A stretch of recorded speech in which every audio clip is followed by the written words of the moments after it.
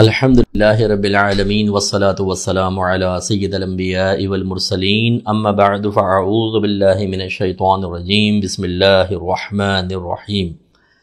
الحمدللہ درس قرآن کا سلسلہ جاری و ساری ہے اور پوری دنیا میں جہاں جہاں تک ہماری رسائی ہے اور اللہ تبارک و تعالی نے بہن بھائیوں کو ہمارے ساتھ منسلک ہونے کی توفیق عطا فرمائی، وہاں تک یہ درس قرآن سینکڑوں ہزاروں بلکہ لاکھوں لوگ سن رہے ہیں۔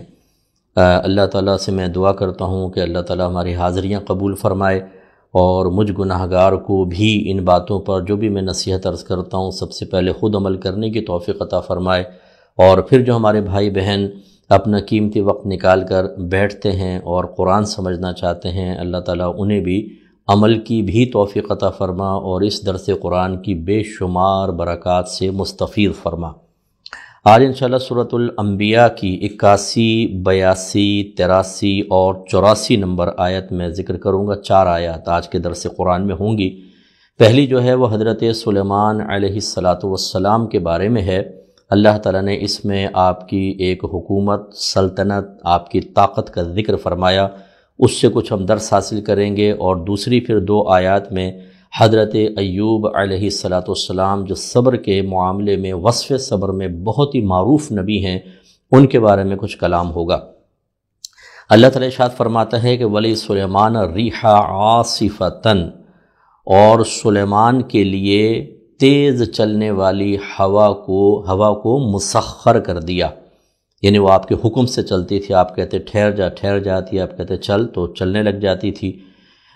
تجری بامرہ الی الارض، وہ چلتی تھی، جاری ہوتی تھی آپ کے حکم کے ساتھ ایک ایسی زمین کی طرف، التی بارکنا فیہا، کہ جس میں ہم نے برکت رکھی ہے، وکننا بکل شیء عالمین، اور ہم ہر چیز کو جاننے والے ہیں۔ تو اس میں اتنی جگہ، اتنے حصے میں حضرت سلیمان علیہ السلام کی ایک طاقت کا ذکر کیا گیا جو اللہ کی طرف سے عطا کی گئی تھی، کہ آپ تیز رفتار ہوا کو کنٹرول کرنے کی صلاحیت رکھتے تھے۔ آج دیکھیں جب تیز ہوائیں، آندھیاں چلتی ہیں تو بڑے بڑے ملک، بڑے بڑے ترقی یافتہ لوگ اس کے سامنے بے بس ہو جاتے ہیں۔ سمندری ہوائیں جب چلتی ہیں، سمندری طوفان، سونامی وغیرہ آتے ہیں تو مکان کے مکان اڑ جاتے ہیں، درخت اڑ جاتے ہیں، اسے کوئی کنٹرول نہیں کر پاتا۔ یہ اللہ تبارک و تعالیٰ کی قدرت کاملہ ہے کہ سب چیزیں اللہ کے تابع ہیں، لیکن اللہ تعالیٰ چاہے تو اپنی مخلوق میں سے کسی کے تابع بھی کر سکتا ہے۔ تو اب یہ اچھی طرح یاد رکھیں کہ اس سے کوئی خدا نخواستہ ذات باری تعالیٰ یا اوصاف باری تعالیٰ میں برابری لازم نہیں آتی ہے۔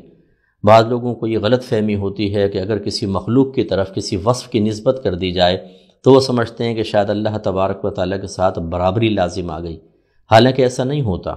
ہوا اللہ بھی چلاتا ہے، حضرت سلیمان علیہ السلام کے حکم سے بھی ہوا چلتی تھی، تو کیا یہ شرک ہو گیا؟ حالانکہ خود قرآن بیان کر رہا ہے نہیں ہوا۔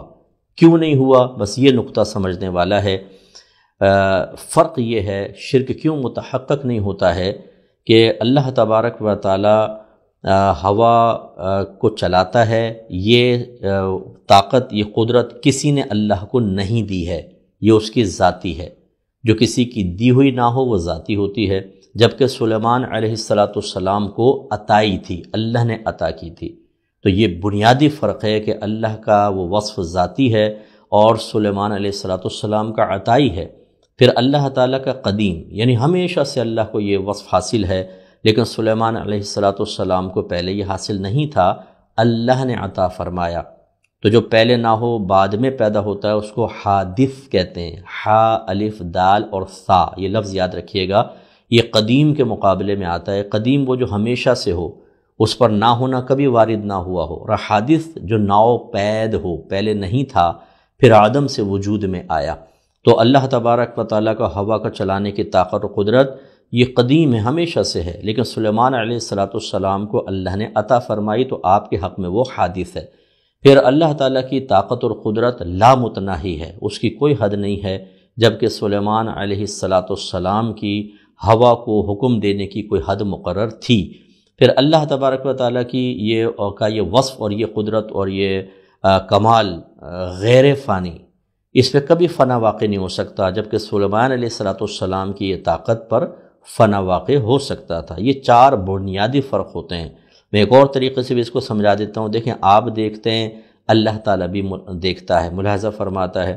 وصف، دیکھنے کا وصف اللہ کے، یہ بھی اللہ کی صفت ذاتیہ ہے، اور آپ اور میں بھی دیکھتے ہیں۔ اس طرح علم بھی ہے، اس طرح کلام بھی ہے، لیکن ان میں فرق کیا ہے؟ یہی 4 فرق۔ اس سے پھر شرک ثابت نہیں ہوتا۔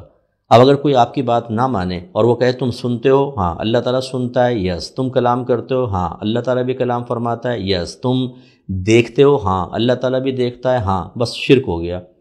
آپ کیسے بچیں گے اس سے؟ یقیناً یہ 4 فرق بیان کریں گے، تو اچھی طریقے سے ذہن میں رکھیں کہ اگر ہم نبی کریم صلی اللہ علیہ وسلم کے لیے علم غیب تسلیم کرتے ہیں، انہی 4 فرق کے ساتھ کرتے ہیں، جس سے کوئی شرک ثابت نہیں ہوتا۔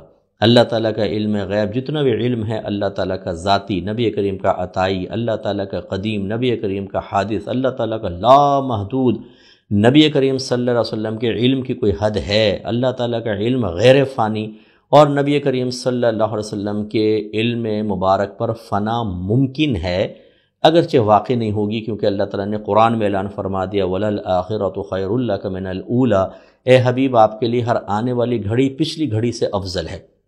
اس لیے سرکار کے اوصاف میں، سرکار کی طاقتوں میں، سرکار کے کمالات میں اضافہ اور ترقی ہوتی جاتی ہے، وہاں تنزلی نہیں ہے۔ اس اعتبار سے ہم یہ کہہ سکتے ہیں کہ آپ کے اوصاف پر فنا واقع نہیں ہوگا، لیکن اللہ تعالیٰ کے وصف سے فرق کرنے کے لیے ضروری ہے کہ ہم یہ بات مانیں کہ اللہ تعالیٰ کے کسی بھی وصف پر نہ فنا واقع ہوگا، نہ فنا واقع ہونا ممکن۔ نبی کریم صلی اللہ علیہ وسلم کے اوصاف پر فنا واقع ہونا ممکن ہے۔ یہ فرق سے شرک ختم۔ تو یہ بڑی غلطی ہوتی ہے کہ سمجھے بغیر۔ اب مثال کے طور پر اگر کوئی یہ کہے کہ انبیاء علیہم السلام مدد فرماتے ہیں، صحابہ کرام، اولیاء کرام مدد فرماتے ہیں، تو جی مدد تو اللہ تعالیٰ فرماتا ہے، تو یہ تو شرک ہو گیا۔ بھائی فرق کے ساتھ ہے نا، یہی 4 فرق یہاں پر بھی ملحوظ ہوتے ہیں۔ تو جب تک یہ فرق ملحوظ رکھے جائیں گے، شرک کبھی ثابت نہیں ہوگا۔ اور کوئی ان 4 فرقوں کو ان میں تو نہ مانے، تسلیم ہی نہ کرے اور کہے نہیں ہم تو شرک کا فتویٰ دیں گے، لیکن جب آپ دیکھنے میں، سننے میں، کلام کے سلسلے میں کویسچن کریں، وہاں شرک کی نفی کے لیے انہی چیزوں کا بطور دلیل پیش کیا جائے، تو میرے خیال میں پھر معاملہ حق اور حق تک پہنچنے کا نہیں ہے۔ اس کی وجوہات کچھ اور ہیں جس پہ میں کلام نہیں کرنا چاہتا۔ تو خلاصہ کلام یہ ہے کہ حضرت سلیمان علیہ السلام کو اللہ نے جو طاقت عطا فرمائی، ان میں سے ایک یہ تھا کہ ہوا مسخر کر دی گئی، اور پھر آپ کے حکم سے ہوا چلتی تھی ایسی زمین کی طرف جس میں اللہ نے برکت رکھی۔ اس سے مراد ملک شام ہے، جو آج سیریا کہلاتا ہے، اور آج کل وہاں کے حالات آپ دیکھ لیں کہ کس قدر حالات عجیب و غریب ہیں، لیکن یہ بڑا مقدس مقام ہے، اس میں بڑی برکتیں ہیں، یاد رکھیں۔ تو ہمیں اس مقام کا ادب کرنا چاہیے، تعظیم کرنا چاہیے، اور حضرت عیسیٰ علیہ السلام جب تشریف لائیں گے تو ملک شام میں ہی نزول فرمائیں گے، اور امام مہدی رضی اللہ تعالیٰ عنہ مکے سے ہجرت کر کے وہاں تشریف لائیں گے، پھر دونوں مجتمع ہوں گے۔ امام مہدی رضی اللہ تعالیٰ عنہ نماز پڑھائیں گے، حضرت عیسیٰ علیہ السلام وصف نبوت قائم ہوگا، لیکن جب آپ تشریف لائیں گے تو نبی کریم صلی اللہ علیہ وسلم کے امتی کی حیثیت سے تشریف لائیں گے، اس لیے آپ پیچھے نماز پڑھیں گے، اور پھر آپ مل کر دونوں دجال کے خلاف بھی معاملات کریں گے، اور یاجوج ماجوج کے خلاف بھی جہاد ہوگا، اور کفار کے خلاف جہاد ہوگا۔ یہ وہ متبرک مقام ہے، تو اگر پاسبل ہو اس مقام سے محبت رکھیے، انشاءاللہ بڑی برکت حاصل ہوگی۔ اور اللہ تعالیٰ فرماتا ہے وَكُنَّا بِكُلِّ شَيْءٍ عَالِمِينَ، اور ہم تمام اشیاء کو، ہر شے کو جاننے والے ہیں۔ اب یہاں ایک توجہ طلب بات ہے، کنّا یہ جمع کا ہے، کنتو اگر کہیں نا تو میں جاننے والا ہوں، اور کنّا ہم جاننے والے ہیں۔ تو معلوم یہ ہوا کہ قرآن میں اللہ تبارک و تعالیٰ نے اپنے لیے جمع کا صیغہ بھی استعمال کیا ہے، جیسے اِنَّا أَنزَلْنَاهُ فِي لَيْلَةِ الْقَدْرِ، بے شک ہم نے اس قرآن کو لیلۃ القدر میں نازل فرمایا۔ لیکن یہ دیکھیں اللہ تعالیٰ جب اپنے بارے میں بیان فرمائے تو واحد کا صیغہ بھی لاتا ہے اور جمع کا بھی لاتا ہے، لیکن جب ہم انبیاء علیہم السلام کو دیکھتے ہیں کہ وہ اللہ سے خطاب کا شرف حاصل کرتے ہیں، وہ صرف واحد کا صیغہ لے کر آتے ہیں، وہ کبھی جمع کا صیغہ لے کر نہیں آتے، واحد، جس کا ترجمہ اردو میں تو ہوتا ہے۔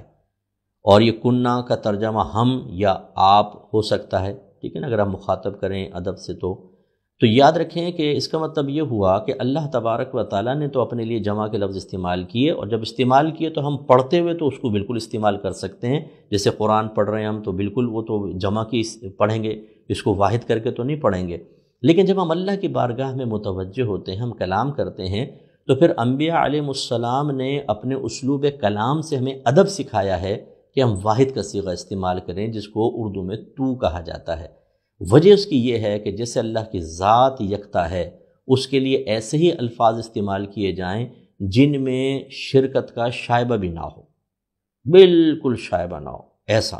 اسی طرح تانیث کا کوئی شائبہ نہ ہو، کوشش یہ ہونی چاہیے ایسے لفظ استعمال نہ کریں۔ اس لیے یاد رکھیں جب آپ کسی عالم کے علم کو بیان کرنے لگیں گے تو آپ کہتے ہیں علامہ، بہت جاننے والا، لیکن جب اللہ کے لیے استعمال کریں گے تو علام استعمال کریں گے۔ حالانکہ علامہ کے اندر یہ علامہ تن ہے اصل میں، تو علامہ کے آخر میں جو تا ہے، یہ تا تانیث کی نہیں ہے، یعنی یہ مؤنث کے لیے استعمال نہیں ہوئی بلکہ یہ مبالغے کی ہے، یعنی بہت جاننے والا۔ لیکن چونکہ گول تا عرب میں مؤنث کے لیے بھی استعمال ہوتی ہے، اس لیے علامہ میں جو تا ہے اگرچہ تانیث کے لیے مؤنث والی نہیں ہے، مبالغے والی ہے، لیکن تائے تانیث سے مشابہت رکھتی ہے، اس لیے علام اللہ کے لیے استعمال ہوتا ہے، علامہ نہیں۔ تو دیکھیں جہاں شبہ بھی پیدا ہوا اس لفظ کو مختصر کر کے بیان کیا۔ اسی طریقے سے جب اللہ تبارک و تعالیٰ کی خدمت میں آپ ذکر کریں تو یوں نہ کہیں اے اللہ آپ ہمیں عطا کریں، آپ ہمیں، تو یہ آپ ہم جمع کے لیے استعمال کرتے ہیں، بھی آپ سب لوگ آ جائیں۔ اسی طرح ہیں کا لفظ نہ استعمال کریں، ہے کا لفظ، اللہ فرماتے ہیں، ایسا لگتا ہے جب بہت سارے اللہ فرماتا ہے، یہ واحد۔ تو یاد رکھیں بعض چیزیں آپ کو ایسا لگے گا جیسے یہ ادب کے خلاف ہیں، لیکن جب شان باری تعالیٰ کو ملحوظ رکھیں گے تو اللہ تعالیٰ یکتائی کو محبوب رکھتا ہے، وہ شرک کو ناپسند کرتا ہے، تو پھر اس قسم کے الفاظ کا استعمال، اور جبکہ انبیاء علیہم السلام کے اسلوب کلام سے اس کو تائید بھی حاصل ہو رہی ہو، تو پھر اللہ کے لیے ہم کا، آپ کا، ہیں کا لفظ استعمال نہیں کرنا چاہیے۔ اگرچہ اس کے استعمال کرنے کو میں گناہ نہیں کہہ رہا ہوں، لیکن واحد کا لفظ استعمال کرنا بہتر ہے۔ یہاں یہ توضیح تشریح تھی تھوڑی سی تو میں نے بیان کر دی۔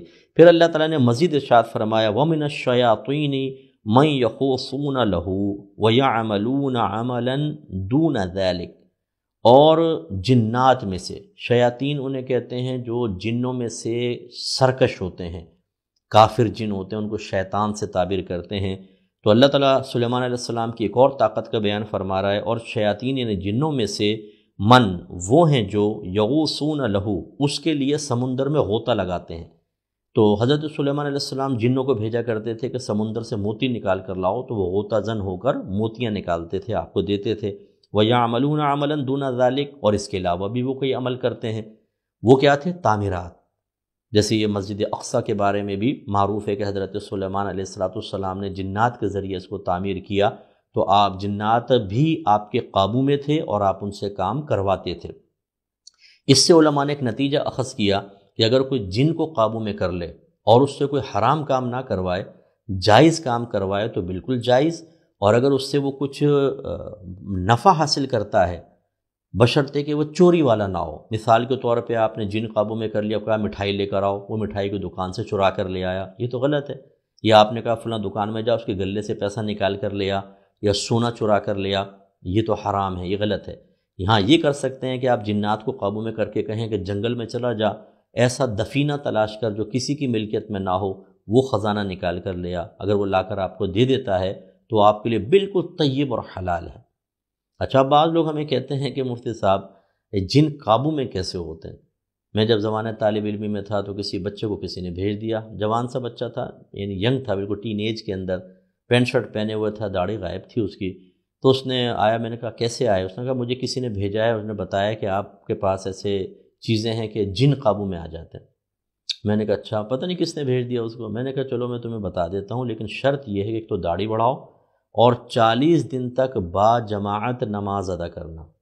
اگر ایک بھی نماز نکل جائے پھر پہلی گنتی سے، پہلی نمبر 1 سے گنتی سٹارٹ کر لینا۔ تو چلا گیا، اس کے بعد نہیں آیا۔ یہ اچھی طرح یاد رکھیے کہ جنات قابو میں ہو سکتے ہیں، اس کے وظائف بھی ہیں، لیکن اس کے لیے آپ کے اندر روحانی طاقت ہونی چاہیے، آپ کے اندر ہمت ہونی چاہیے، آپ کے اندر ڈر نہیں ہونا چاہیے، خوف نہیں ہونا چاہیے، اور اللہ کی تائید آپ کے ساتھ ہونی چاہیے، اللہ کی فرما برداری لازم ہے، اطاعت لازم ہے۔ یہ چیزیں ہم کرتے نہیں ہیں، اور ہم کہتے ہیں جی جن قابو میں آ جائے۔ آپ ایک کتے کو، آوارہ کتے کو قابو میں کر کے بتائیں، ایک کوے کو قابو میں کر کے بتائیں، وہ قابو میں نہیں آئے گا، آپ کو کاٹے گا، پھڑکے گا، جیسے ہو سکے وہ آپ سے دور بھاگنے کی کوشش کرے گا۔ اور جنات آپ کے قابو میں ہو جائیں، بہت احتیاط کریں۔ اس طرح کہ اگر کوئی آپ کو پاگل بنا رہا ہے کہ میں جن قابو میں کروا دوں گا، میرے پاس آ جاؤ، کبھی بھی نہ کریں۔ یہ سرکش جن ہوتے ہیں، جیسے ان کو موقع ملے گا کچھ نہ کچھ کام کریں گے۔ اب آگے ذرا دیکھیے، اللہ تعالیٰ فرماتا ہے وَكُنَّا لَهُمْ حَافِظِينَ، اور ہم ہی ان کی حفاظت کرنے والے تھے، یعنی ہم ہی ان کو روکے ہوئے تھے خیانت کرنے سے، بھاگنے سے۔ یعنی سمجھایا اللہ تعالیٰ نے کہ ویسے تو وہ تابع سلیمان علیہ السلام تھے، لیکن وہ بھاگ بھی تو سکتے تھے، اللہ تعالیٰ نے ان کو قابو میں کر کے رکھا ہوا تھا۔ یہ آسان کام نہیں ہے، یاد رکھیں، یہ بہت مشکل ہوتا ہے، ان خرافات میں ہرگز نہ پڑیں۔ پھر حضرت ایوب علیہ السلام کا اللہ نے ذکر فرمایا، جس کا خلاصہ یہ ہے کہ حضرت ایوب علیہ السلام بڑے صابر نبی تھے، تو اللہ نے آپ کی آزمائش کا ارادہ فرمایا اور آپ کو بیماری عطا فرمائی۔ لیکن یہ بھی غلط ہے، یاد رکھیں، کسی بھی نبی کو ایسی کوئی بیماری نہیں لگ سکتی جو قابل کراہت ہو۔ اب یہاں ایک بات سمجھ لیجئے کہ جب کچھ ایسے لوگ تھے جو یہودی تھے اور بعد میں وہ اسلام لے کر آئے، تو ان یہود کے درمیان کچھ قصے کہانیاں پرانے زمانے کے سینہ بسینہ چلتے آ رہے تھے۔ ان کو کہتے ہیں اسرائیلی روایات۔ جو اسرائیلی روایات پھر انہوں نے آ کے صحابہ کو بیان کی، سب کو عام ہو گئیں۔ کچھ تو نبی کریم صلی اللہ علیہ وسلم نے بیان فرمائے، بنی اسرائیل کے قصے، وہ بالکل ٹھیک ہیں، ان کو تو آپ بیان کر سکتے ہیں جو صحیح حدیثوں سے ثابت ہوں۔ اگر نہیں ہیں تو پھر یہ دیکھا جائے گا قرآن و حدیث کے خلاف تو نہیں ہیں، ان کے خلاف ہوں تو اس کو رد کرنا واجب ہے، اور نہ موافق ہوں نہ خلاف ہوں تو بہتر ہے کہ بیان نہ کریں۔ باقی جن کے جو نبی کریم صلی اللہ علیہ وسلم نے بیان فرما دی یا قرآن کے اندر قصص آ گئے، ان کو آپ بیان کر سکتے ہیں۔ تو یہ بنی اسرائیلی روایات میں آپ کو ملے گا کہ ایوب علیہ السلام کے جسم میں معاذ اللہ کیڑے پڑ گئے تھے، وہ ایک کیڑا گر گیا تو آپ نے اٹھا کے اپنے اوپر رکھ لیا۔ نو، نبی کو کبھی ایسی گندی بیماری نہیں لگ سکتی ہے، قابل کراہت بیماری نہیں لگ سکتی ہے، یہ غلط روایات ہیں۔ ہاں یہ ضرور ہے کہ آپ بہت شدید بیمار ہو گئے تھے، اللہ نے جب آپ کی آزمائش کا ارادہ کیا تو صرف آپ کی زوجہ باقی رہیں، باقی آپ کے جتنی اولاد تھیں سب ختم، مویشی ختم، زمینیں ختم، سب کچھ ختم ہو گیا، اور 7 سال تک شدید ترین اذیت میں آپ مبتلا رہے۔ سب آپ کے پاس سے چلے گئے اور لوگ باقی سب چلے گئے، صرف زوجہ آپ کی خدمت کرتی تھی، وہ باقی رہ گئی تھی۔ پھر 7 سال کے بعد اللہ نے دل میں الہام فرمایا، آپ نے اللہ تعالیٰ کی بارگاہ سے اس شدت کو دور کرنے کے سلسلے میں التجا کی، آپ کی دعا مقبول ہوئی، اور پھر اللہ تبارک و تعالیٰ نے آپ کو یہ انعام عطا فرمایا کہ ایک تو صحت عطا فرمائی، پورا جسم بالکل ٹھیک ٹھاک ہو گیا، اور اس کے بعد جتنے آپ کے بچے وغیرہ فوت ہو گئے تھے سب کو اللہ نے زندہ کر دیا، اور اس کے علاوہ مزید اولاد آگے اور عطا فرمائی، مویشی بھی زندہ ہو گئے، سب ہو گئے۔ ایک آزمائش کا موقع تھا یہ۔ اس سے پہلے کہ میں آیات ذکر کروں، میرے وہ بھائی بہن ذرا غور سے اس کو سماعت فرمائیں جو ایک تو نعمت کی کمی کا شکوہ کرتے ہیں، اللہ تو نے مجھے گورا کیوں نہیں بنایا، میرے بال لمبے کیوں نہیں ہوئے، رنگت ایسی کیوں کر دی، میری ناک موٹی کیوں کر دی، اور فلاں کیوں کر دیا، ہمیں غریب کیوں رکھا، ہمیں فلاں گھر میں کیوں پیدا کر دیا۔ اور اس کے علاوہ اگر اللہ تعالیٰ اپنی حکمت بالغہ سے کوئی چیز چھین لیتا ہے، نعمت عطا کر کے لے لیتا ہے، وہ اس پہ شکوہ کرتے ہیں کیوں ایسا کیا۔ اور بعض ایسے ہوتے ہیں کہ جو نمازیں پڑھتے ہیں، کوئی گناہ نہیں کرتے ہیں، کسی کے ساتھ برائی نہیں کرتے ہیں، لیکن جب ان پر آزمائش آتی ہے تو یہ بھی ہم نے لفظ سنے ہیں کہ وہ کہتے ہیں یار ہم نے کون سا برا کام کیا تھا، اے اللہ ہم نمازیں پڑھتے ہیں، قرآن پاک پڑھ رہے ہیں، ہم نے کسی کے ساتھ برائی نہیں کی، ہمارے ساتھ ایسا کیوں ہو گیا۔ میجر مسٹیک ہے آپ کی۔ یاد رکھیں ایوب علیہ السلام نے کس کے ساتھ برائی کی تھی، وہ تو نبی تھے، اور 13 سالہ مکی زندگی میں جو ہمارے نبی کریم صلی اللہ علیہ وسلم کے ساتھ کفار نے ناروا سلوک رکھا، کیا سرکار کا کوئی قصور تھا؟ اور کیا آپ نے اس لیے عبادات کی تھی کہ آپ اس لیے نیک بنے تھے تاکہ اس کا دنیا میں یہ بدلہ دے دیا جائے کہ کوئی مصیبت ہی نہ آئے آپ کی طرف؟ یہ خیالات غلط ہیں۔ ان آیات سے یہ ذہن میں رکھیے گا کہ جو اللہ کا جتنا محبوب بندہ ہوتا ہے اللہ تبارک و تعالیٰ اسے اتنی ہی آزمائش میں مبتلا کرتا ہے، اور دنیا میں کوئی ایسا نہیں ہے جسے اللہ تعالیٰ آزمائش میں مبتلا نہ کرے۔ نوعیتیں مختلف ہوتی ہیں، کچھ آزمائشیں میرے ساتھ ہیں جن کو آپ شاید برداشت نہ کر سکیں، وہ میرے ساتھ ہیں۔ کچھ آپ کے ساتھ ہوں گی جن کو شاید میں برداشت نہ کر سکوں، کہ کچھ بہنوں کے ساتھ ہوتی ہیں، کچھ مردوں کے ساتھ ہوتی ہیں، کوئی بچوں کے ساتھ ہوتی ہیں۔ آزمائشیں سب کے ساتھ ہوتی ہیں۔ ایک ارب پتی آدمی آپ کو نظر آئے گا نا، اس کے ساتھ بھی آزمائشیں ہیں۔ یہ بڑے بڑے بادشاہ، شاہ اور بڑے بڑے لیڈر، بڑے بڑے پولیٹیشنز جن کے پاس مراعات ہیں، نعمتیں ہیں، لیکن آپ دیکھیں ان کو راتوں کو نیند نہیں آتی بعض اوقات۔ انہیں خوف ہوتا ہے اپنی جان کا، زوال عزت کا، زوال نعمت کا، حکومت کے زوال کا۔ ان کی پھر زندگی نارمل نہیں رہتی۔ آپ رشک کی نگاہوں سے دیکھتے ہیں، ورنہ ان کی زندگی تو آفت زدہ ہے۔ اور ایسے لوگ بعض اوقات ایک گدھا گاڑی والا آرام سے درخت کے سائے میں گدھا گاڑی کھڑی کر کے وہ سو رہا ہوتا ہے گہری نیند، اس کو رشک بھری نگاہوں سے دیکھتے ہیں کہ اس کو کتنی پیاری نیند آئی، اس کو کوئی ٹینشن نہیں ہے۔ لیکن ہمارا بہرحال زاویہ نظر مختلف ہے۔ نبی کریم صلی اللہ علیہ وسلم نے ارشاد فرمایا کہ سب سے زیادہ آزمائش میں انبیاء علیہم السلام مبتلا کیے جاتے ہیں، پھر جو ان سے قریب ہیں، پھر جو ان سے قریب ہیں۔ اس لیے ذہن بنا کے رکھیں آزمائشیں آئیں گی۔ اور پھر ہم اصل میں ہماری میجر مسٹیک کیا ہے کہ ہم دنیا کو جنت بنانا چاہتے ہیں۔ جنت کیا ہے؟ جہاں پر کبھی تکلیف نہیں ہے، کوئی پریشانی نہیں ہے، جوان رہیں گے، بڑھاپا نہیں ہے، تندرست رہیں گے، بیماری نہیں ہے، ہمیشہ مالدار رہیں گے، کبھی تنگ دستی نہیں آئے گی، وہاں پہ ہمیشہ جوان رہیں گے، کبھی بوڑھے نہیں ہوں گے، کوئی تکلیف نہیں، کوئی اذیت نہیں۔ ہم چاہتے ہیں دنیا ایسی بن جائے، حالانکہ یہ دنیا اس لیے نہیں ہے، یہ ہے آزمائش کا گھر، یہ دارالعمل ہے۔ یہاں پہ اللہ تعالیٰ اس کو سمجھ لیں، ایگزامینیشن ہال میں اگر کوئی ایک طالب علم بیٹھ جائے اور اس کو پیپر دیا جائے، کویسچن پیپر آ گیا، اب وہ کہے یار یہ سوال کیوں ہے، ٹینشن میں آ گیا ہوں، یہ نہیں ہونا چاہیے، یہ نہیں ہونا چاہیے۔ ارے بھائی وہ آپ کی چوائس نہیں ہے، یہ آپ کو بنا کر دے دیا گیا، آپ اس کو حل کریں اور پاسنگ مارکس لیں کم از کم، ورنہ آپ فیل ہو جائیں گے۔ تو یہ ہماری مرضی نہیں چلے گی، اللہ نے دنیا میں بھیج کر آزمائشوں کو متوجہ کیا، یہی ہمارا امتحان ہے۔ اور اس کے بدلے میں ہاں ایک ایسی جنت آپ کو ملنے والی ہے جس جنت کے اندر کوئی تکلیف اور پریشانی نہیں۔ تو پہلے آیات دیکھ لیں، پھر میں تھوڑی سی بات عرض کرتا ہوں۔ اللہ تعالیٰ فرماتا ہے وَأَيُّوبَ، اے حبیب کریم، نبی کریم سے خطاب ہے یہ اصل میں۔ وَأَيُّوبَ اس کا مطلب کیا ہے کہ اے حبیب کریم ایوب کو یاد کیجئے، اذ نادا ربہ، جس وقت اس نے اپنے رب کو پکارا۔ تفسیر یہ ہے کہ 7 سال بعد آپ نے پکارا، 7 سال تک بالکل آپ ہر طرح کے تکلیفوں پر بالکل خاموش رہے اور ایک آزمائش پہ پورا اتر کر دکھایا۔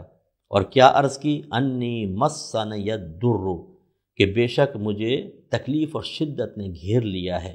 وانت ارحم الراحمین، اور تو تمام رحم کرنے والوں میں سب سے بڑھ کر رحم فرمانے والا ہے، یعنی اللہ تعالیٰ کرم فرما۔ پھر آپ نے اللہ کی بارگاہ میں دعا کی، فاستجبنا لہ، تو ہم نے آپ کی دعا کو قبول کر لیا۔ فکشفنا ما بہ من ضر، اور کھول دیا اس کو جو آپ کے ساتھ بیماری تھی، تکلیف تھی، اذیت تھی، یعنی اس کو ختم کر دیا۔ وآتیناہ اہلہ، اور ہم نے عطا کر دیا آپ کو آپ کے گھر والے، یعنی جتنے فوت شدہ تھے سب کو اللہ نے زندہ کر دیا، مویشی زندہ ہو گئے، بچے زندہ ہو گئے، سب آپ کو مل گئے۔ وَمِثْلَهُمْ مَعَهُمْ، اور انہی کی مثل اور اللہ تعالیٰ نے عطا فرما دیے، اور یعنی اولاد آپ کی بہت ساری ہو گئی۔ اور یہ کیوں تھا؟ رحمتم من عندنا، ہماری طرف سے بطور رحمت، وذکر للعابدین، اور عبادت کرنے والوں کے لیے ایک نصیحت۔ یعنی یہ کیوں ہم نے ایوب کو آزمائش میں مبتلا کیا؟ ایک تو ان کا امتحان، پھر دوسرا ان کو رول ماڈل بنانا، تاکہ لوگ دیکھیں کہ اللہ کا ایک محبوب بندہ کیسے ثابت قدم رہا 7 سال تک۔ حضرت ایوب علیہ السلام نے تو یہ نہیں کہا یا رب کریم میں نبی ہوں، تیرا محبوب ہوں، تیرا قریبی ہوں، میں نے کوئی گناہ نہیں کیا، تو نے بلکہ مجھے معصوم بنایا، میں ہر طرح اچھے عمل کرتا ہوں، تبلیغ دین کر رہا ہوں، ایسا کیوں ہوا؟ نہیں، بالکل بھی نہیں۔ وہ جانتے تھے کہ اللہ تبارک و تعالیٰ کی حکمتیں کیا ہیں، اللہ کی شان بے نیازی وہ جانتے تھے۔ 7 سال تک آپ آزمائش میں مبتلا رہے۔ جاہل قسم کے جو لوگ ہوں گے نا، جو بہت سے تو چلے گئے تھے نا دور، انہوں نے دیکھ کر یہ کہا ہوگا بھئی دیکھو اللہ کے محبوب ہیں، یہ حال ہے۔ جیسے آج کل ہم بے وقوف لوگ ہوتے ہیں کہ اگر کوئی عالم دین، کوئی مفتی صاحب کسی آزمائش میں مبتلا ہو جائیں، کوئی باعمل شیخ کامل آزمائش میں مبتلا، ہم کہتے ہیں یار دیکھو نا، اللہ نیک لوگوں کے ساتھ ایسا کوئی ہوتا ہے تو اور کیسا ہوتا ہے؟ ہمارے نبی کریم صلی اللہ علیہ وسلم سے بڑھ کر نیک کون تھا؟ تو اس لیے بعض لوگ گھبراتے ہیں کہ یار ہم پر آزمائش نہ آ جائے، ورنہ لوگ کہیں گے جی آپ کے ساتھ کیوں آزمائش آئی؟ آزمائش تو گناہ گار کے ساتھ آنی چاہیے تھی، فاسق فاجر کے ساتھ آنی چاہیے تھی۔ ایسا نہیں ہے، اللہ تعالیٰ کی ذات ہر ایک کو آزماتی ہے۔ تو ایوب علیہ السلام کی تکالیف، لوگوں کا آپ کے سے دور چلے جانا، آپ کی اولاد کا فوت ہو جانا، مال مویشی سب کا ہلاک ہو جانا، یہ ہمارے لیے ایک بہترین اس میں ایک عملی نمونہ ہے۔ آپ اور مجھے چاہیے کہ جب اللہ تعالیٰ، پہلی بات تو یہ کہ آزمائش نہ مانگے۔ نبی کریم صلی اللہ علیہ وسلم نے ارشاد فرمایا کہ اللہ تعالیٰ سے عافیت کا سوال کرو، تکلیف اور آزمائش کا سوال نہ کرو۔ اس لیے بھی کوئی بہادری نہیں اللہ مجھے آزما، ڈال مجھ پہ مصیبت، نو، ہمیشہ کہیں اللہ تعالیٰ مجھے عافیت سے رکھ، مجھے آزمائشوں سے دور رکھ، کیونکہ جب آزمائش آتی ہے اور بڑے بڑوں کی ہمت ٹوٹ جاتی ہے، اور ہم جیسے کمزور لوگوں کی خاص طور پر، اس لیے آزمائش نہ مانگیں۔ لیکن جب آ جائے تو پھر سمجھ جائیں کہ اللہ کی رضا یہ ہے، ورنہ اللہ کی مرضی کے بغیر آ سکتی ہے نہیں، تو بس اللہ، اے اللہ میں تیری رضا پر راضی ہوں۔ میرے جو بھائی بیویوں سے پریشان ہیں اس کو غور سے سنیں، میری جو بہنیں اپنے شوہر سے پریشان ہیں وہ بھی غور سے دیکھیں، جو ماں باپ اپنے بچوں کی طرف سے مسلسل تکلیف برداشت کر رہے ہیں اس کو غور سے پڑھیں، جو رشتہ داروں اور اپنے قریبی لوگوں سے دھوکہ کھا چکے ہیں اور ان کے تلخ رویوں اور ان کے مس بیہیو سے وہ ڈس ہارٹ ہیں بہت زیادہ، اس کو دیکھیں۔ جو میرے بھائی بہن بستروں پہ بیمار پڑے ہوئے ہیں اور مسلسل بیماری چل رہی ہے، مسلسل، اس کو دیکھیں، ہمت کیجئے۔ جن کے پاس موبائل چھن گیا، دکان میں آگ لگ گئی، وہ بڑے مالدار تھے، حالات بگڑے جیسے کرونا کے آنے کے اوپر ہوئے اور وہ بیچارے تنزلی کا شکار ہو گئے، ہمت رکھیں، اس کو دیکھیں۔ تو جب ہم اس طرح کی قرآن میں واقعات رکھے ہی اسی لیے ہیں، ان کو اللہ تبارک و تعالیٰ نے ایک عملی نمونے کے طور پہ ذکر اس لیے کیا ہے کہ آپ اور ہم پڑھیں اور اپنے اندر ہمت پیدا کریں۔ اگر خدا نخواستہ کسی بھی بھائی یا بہن کی زبان سے اللہ تعالیٰ کی طرف سے آنے والی کسی آزمائش کے جواب میں کوئی شکوہ شکایت نکل گیا ہو تو فوراً اللہ کی بارگاہ میں توبہ کریں اور اللہ سے معافی مانگیں، اور آئندہ کبھی بھی کوئی آزمائش آئے یا اگر کوئی آزمائش میں مبتلا ہے، ہمت کے ساتھ بس مقابلہ کیجئے۔ آپ کے دل میں ناگواری پیدا نہ ہو، شکایت پیدا نہ ہو، زبان سے شکوہ نہ کریں، ہمت سے حالات کا مقابلہ کریں، اللہ تعالیٰ عافیت عطا فرمائے گا۔ اور فرض کر لیں آپ کو عافیت بظاہر جو آپ کی توقع کے مطابق تھی نہیں ملی، پھر بھی ہمت رکھیں، اچھی موت، قبر میں راحت، میدان محشر میں سکون، جنت کے اعلیٰ درجات آپ کا انتظار کر رہے ہیں، ان کو ضائع مت کریں۔ اللہ تعالیٰ عمل کی توفیق عطا فرمائے، آمین۔ وآخر دعوانا ان الحمد للہ رب العالمین۔ مختصر دعا کر لیتے ہیں۔ بسم اللہ الرحمن الرحیم، الحمد للہ رب العالمین والصلاة والسلام علی سید الانبیاء والمرسلین، یا ارحم الراحمین یا ارحم الراحمین یا ارحم الراحمین۔ اے مالک مولا، ہم سب کا درس قرآن میں شرکت کرنا اپنی بارگاہ میں قبول و منظور فرما لے۔ اے اللہ، ہم تیرے کمزور بندے ہیں، کمزور ہماری بہنیں بندیاں ہیں، مالک مولا ہمیں ہر آزمائش سے محفوظ فرما۔ اگر تیری حکمت بالغہ سے کوئی آزمائش، تکلیف ہماری طرف متوجہ ہو جائے تو اللہ تعالی ہمیں صبر کی دولت عطا فرما، اس آزمائش سے مقابلے کی ہمت بھی تو ہی عطا فرما، ہمیں سرخروئی بھی تو ہی عطا فرما اور اس پر اجر بھی عطا فرما۔ اے مالک مولا، ہم سب کو کم از کم فرض و علوم سیکھنے کی توفیق عطا فرما، اس کے تقاضے کے مطابق عمل کرنے، اور جو گھر کے سرپرست ہیں انہیں اپنے گھر والوں کی تربیت کرنے کی توفیق مرحمت فرما۔ اے مالک مولا، ہمیں موت سے پہلے پہلے اپنی قبر کو جنت کے باغوں میں سے ایک باغ بنانے والے اعمال پر استقامت عطا فرما، اپنی قبر کو جہنم کے گڑھوں میں سے گڑھا بنانے والے اعمال چھوڑ دینے کی توفیق و ہمت عطا فرما دے۔ اے مالک مولا، جتنے ہمارے بھائی پریشان حال ہیں سب کی پریشانیاں دور کر دے، ذہنی سکون عطا فرما، طبیعتوں کو پرسکون کر دے، جو صدمے اور ڈپریشن کا شکار ہیں اللہ تعالیٰ اس کیفیت کو دور فرما، راحت، سکون اور ہلکا پن عطا فرما۔ مالک مولا، جن بھائی بہنوں کے کام اٹکے ہوئے ہیں غیب سے ان کے حل کے لیے امداد عطا فرما۔ مالک مولا، ہماری تمام جائز دعائیں اپنی بارگاہ میں قبول و منظور فرما لے، تمام جائز تمنائیں پوری فرما دے، ہر جائز مقصد میں عافیت کے ساتھ کامیابی عطا فرما۔ مالک مولا، خصوصی دعائیں ان بھائی بہنوں کے لیے جو ہماری الفرقان اسکالرز اکیڈمی سے مالی تعاون کرتے ہیں۔ مالک مولا، جس طرح انہوں نے دین کے کام میں آسانیاں پیدا کیں تو ان کے لیے دنیا اور آخرت اور دنیا کے دیگر معاملات میں ہر چیز میں آسانیاں پیدا فرما دے۔ مالک مولا، ان کی خدمات کو قبول فرما، ان خدمات کو خود ان کے لیے اور ان کے مرحومین کے لیے عظیم الشان ثواب جاریہ بنا دے۔ مالک مولا ان کو اس کا بہترین بدلہ دنیا میں بھی عطا فرما، آخرت میں بھی عطا فرمانا۔ مالک مولا ہم سب بھائی بہنوں کو اپنے دین اسلام کے لیے سوچنے، اس کی فکر کرنے، اس کی ترویج و ترقی کے لیے بھی اپنی ذاتی کوششیں، اپنی محنتیں، اپنے اعمال اور اپنے مال کو خرچ کرنے کی توفیق عطا فرما۔ میرے مالک مولا اب دین کا کام یقیناً انبیاء علیہم السلام کے بعد علماء اور عوام کی ذمہ داری ہے۔ اللہ تعالی ہم سب کو اس ذمہ داری کو سمجھنے کی توفیق عطا فرما۔ اے پاک پروردگار، جس طرح ہم سب دعا میں شریک ہوئے، اسی طرح جنت الفردوس میں نبی کریم صلی اللہ علیہ وسلم کے خصوصی مجالس میں ہم سب کو شریک ہونے، جمع ہونے کی توفیق عطا فرمانا۔ اے مالک مولا ہماری تمام دعائیں ہر مسلمان بھائی، ہر مسلمان بہن کے حق میں بھی قبول و منظور فرما لے۔ ان اللہ وملائکتہ یصلون علی النبی یا ایہا الذین آمنوا صلوا علیہ وسلموا تسلیما۔